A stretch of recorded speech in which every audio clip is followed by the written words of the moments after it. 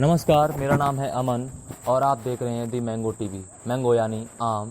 आप और हम एक आम हैं। आम चाहे खाने वाला हो या चूसने वाला, आम हमेशा आम ही रहता है। इसी आम के बीच आज एक खास चर्चा का विषय है, कमी कहाँ रही। आज हमारे देश के अंदर 1,82,000 मतलब कि 1.25 लाख के करीब कोरोना पॉजिटिव होने की संख्या बढ़ चुकी है, बल्कि उसी के साथ 5,000 के करीब मौतें भी हो चुकी हैं कोरोना की वजह से। और हम क्या कर रहे हैं? सिर्फ देख रहे हैं। लेकिन हम कर भी क्या सकते हैं? हमारे पास यह कलम है और हमारे पास यह माइक है और यह कैमरा है, जिसके ज़रिए हम आपको बता सकते हैं कि कमी कहाँ रही, गलतियाँ कहाँ हुई। चलिए इसको एक सरल शब्दों में समझते हैं कि कैसे हम आपको समझा सकते हैं कौन सी कमी कहाँ हुई। सोचिए, आप किसी मोहल्ले या गांव में रहते हैं और आपने एक बड़े आदमी को, ताकतवर आदमी को धमकी दे दी, उसको चुनौती दे दी कि जा बेटा, मैं तेरे को 2 दिन में देख लूँगा। और आपने घर पर आकर क्या किया? सिर्फ चादर डालकर सो गए। ऐसा ही कुछ हमारी सरकारों ने भी किया है। कोरोना को चुनौती देकर खुद सोने की मुद्रा में चले गए हैं। कोरोना के केस लगातार बढ़ते चले जा रहे हैं और सरकार गलतियों पर गलतियां किए जा रही है। अब चाहे वो लॉकडाउन को जल्दी से जल्दी खोलने की बात हो या टेस्टिंग में फेलियर होने की बात हो, सरकार हर जगह विफल ही नज़र आती है। आज हमारी बात ऐसे ही कुछ व्यक्तियों से हुई जो इस सरकार की गलतियों का शिकार हुए हैं। ये हैं आशीष कुमार, जो कि फिरोजाबाद यूपी के रहने वाले हैं और अभी लगभग 20 दिन पहले ही यानी 12 मई 2020 को अपने गांव फिरोजाबाद आए थे हैदराबाद से। इनके साथ क्या क्या गलतियां हुई वो हम सुनते हैं इनके ज़रिए, कुछ मुद्दों के ज़रिए, कुछ बिंदुओं के ज़रिए। हाँ, उनने ही पूछा था, उनने ही फिर किया था। अच्छा। तो देखा तो वहाँ पे भी कोई दिखाई नहीं दे रहा था, कुछ उम्मीद नहीं लग रही थी कि हाँ चले जाएंगे। वो लोग सही तरीके से बात नहीं करते थे, गाली भी देते थे कभी कभार। अच्छा, गाली भी देते थे। हाँ, एक दो बार हो भी गई थी सड़क सड़क, उनसे हमने भी गाली गुस्सा कर दी थी। अच्छा। तो उसकी वजह से हमको लगा कभी ये भेजेंगे नहीं। हमको जो खिंचा गए थे उन्होंने मना कर दिया कि तुमको तो भेजता ही नहीं, मैं अब गाड़ी चलती तो भी नहीं भेजता तुमको। अच्छा, ऐसा बोल दिया था पुलिस वालों ने। हाँ, फिर उसकी वजह से हमने फिर गाड़ी की 1,80,000 में बस की थी एक। मतलब 1,80,000 में बस किया आपने? तो जैसे कि ये सरकार उसमें बोल रही थी कि अगर कोई भी शिकायत हो तो ऊपर कंप्लेंट दर्ज करो या फिर जो जिसका पोर्टल है उस पर डालो, तो ऐसा वहाँ से कोई कुछ नहीं आ रहा था रिप्लाई? नहीं, अरे बहुत किया था, इतना किया था, शायद इतना कभी किसी सरकार ने किया हुआ। इतना नकल गुकर यहाँ पर नकल बॉन्ड करके माँ कोई सुनवाई नहीं दी। अच्छा। और वो तो सामना कर रहा था ना, वहाँ पे परमिशन लेने गए तो वो भी कह रहा था, वहाँ का जो राजा सिंह है हैदराबाद का, राजा सिंह। राजा सिंह है हैदराबाद का, बीजेपी है वो भी। अच्छा, बीजेपी से। तो हाँ, उससे भी बात हुई थी। वो भी कह रहा था कि आपके यहाँ से तो मना कर रखा है अभी योगी आदित्यनाथ जी ने कि हमारे यहाँ पे किसी को मत भेजो। अच्छा, ये उन्होंने बोला कि मतलब हाँ, किसी को नहीं भेजना। हाँ, तब हमारी उम्मीद टूटी, तब हमने बस की मजबूरी हमने की। जब मना ही कर रहे हैं तो परमिशन लेके निकल दो यहाँ से, यहाँ फंस जाएंगे बहुत कर रहे थे। जब बस खराब हो गई थी तो आपने गाड़ी की। उसके बाद जैसे जब सुजाव जब एंटर हुए थे, जब हुए तो उस समय कुछ बॉर्डर पर रोका गया था आपको, या फिर किसी ने पूछा हो, ऐसा कुछ हुआ? नहीं, आशाबाद पे रोका था, वो पुलिस वाले बैठते हैं ना। अच्छा, आशाबाद में रोका था। बोले थे कहाँ से आए हो? हमने कहा हैदराबाद से आए हैं। कि अच्छा, बोला कि क्या से आए हो? हमने की बस से आए हैं, नीली बस करके लाए हैं। अच्छा। तो चलो, यही दो चार जगह रोका था बाईपास पे हमको। पुलिस वालों ने पूछा था कहाँ जा रहे हो, दूर से ही। अच्छा, पर यहाँ पर किसी ने स्क्रीनिंग नहीं की, मतलब कोई संबल नहीं स्क्रीनिंग नहीं ऐसा कुछ नहीं किया? नहीं, तो कुछ भी नहीं किया। बस यहाँ पे पूछा। हमको आज हमको 20 दिन हो गए यहाँ पे। अच्छा। हमने यहाँ पे बताया भी था, प्रधान को भी बोल दिया और जो गांव में आशा रहती है उनको भी बोल दिया। अच्छा। जैसे हम गांव में भी बोल दिया हमने आशा से कि हम यहाँ पे आ गए भाई, चेकअप वगैरह हमारे होने चाहिए तो करवाओ तुम। तो अभी तक तो 20 दिन हो गए, अभी तक तो कोई खबर नहीं है। तो अब होगी भी क्या, 20 दिन हो गए तो।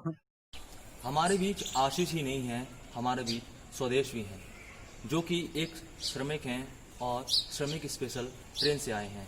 आइए इनकी भी बात सुनते हैं, इन्हीं की जुबानी कुछ बिंदुओं के द्वारा। तो वहाँ पर आपकी जांच कैसे हुई थी? स्क्रीनिंग हुई थी या फिर जो जो कि एक वो डाली जाती है, मुंह के अंदर नली डाली जाती है, उससे चेकअप किया था, ऐसा कुछ हुआ था?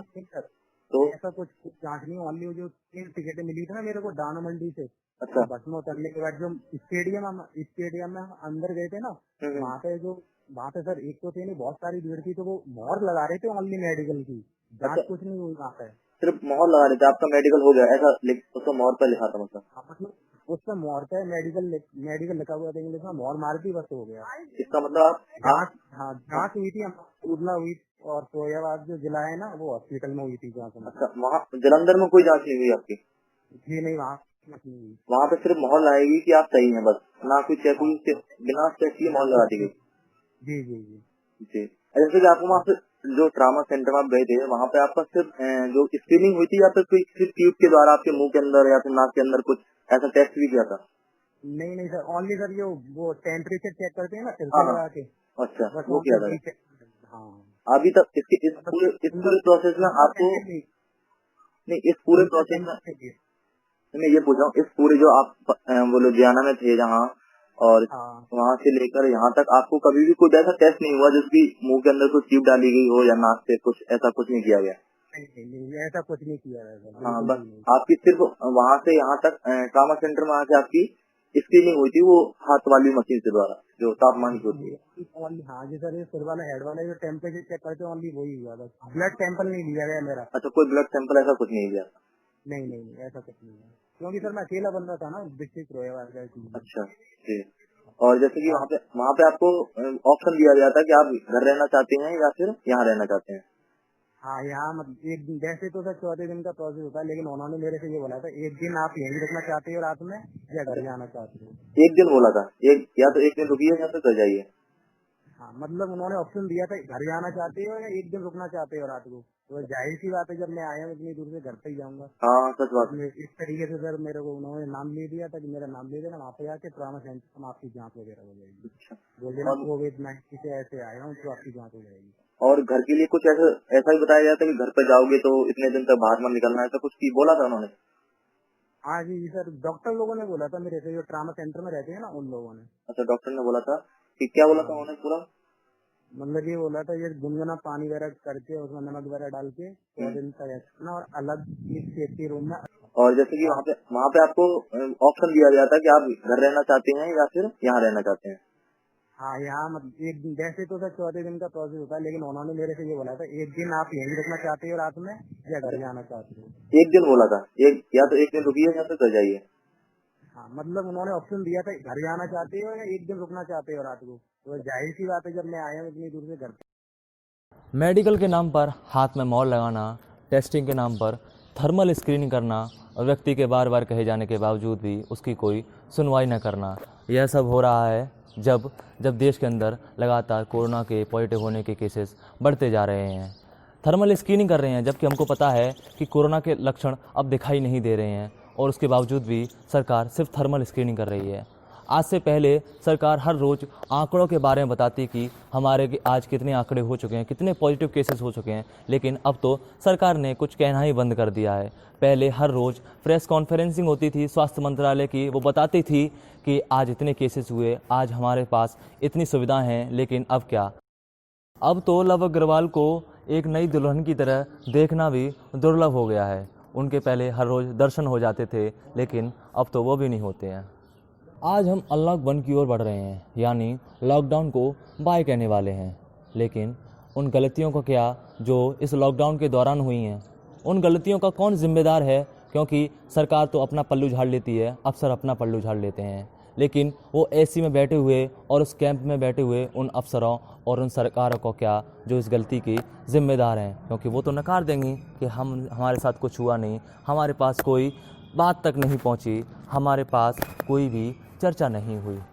आज हम अनलॉक 1 हो चुके हैं, यानी लॉकडाउन से दूर हो चुके हैं, लेकिन हमको यह तक पता नहीं है कि हमारे साथ चलने वाला व्यक्ति कोरोना पॉजिटिव है या नेगेटिव। सोचिए इस विचार को, सोचिए इस बात को कि हमारे साथ जो बगल में चल रहा है वो पॉजिटिव है या नेगेटिव। आप किसको दोषी ठहराएंगे, सरकार को या अपने आप को? ये हम आप पर छोड़ते हैं।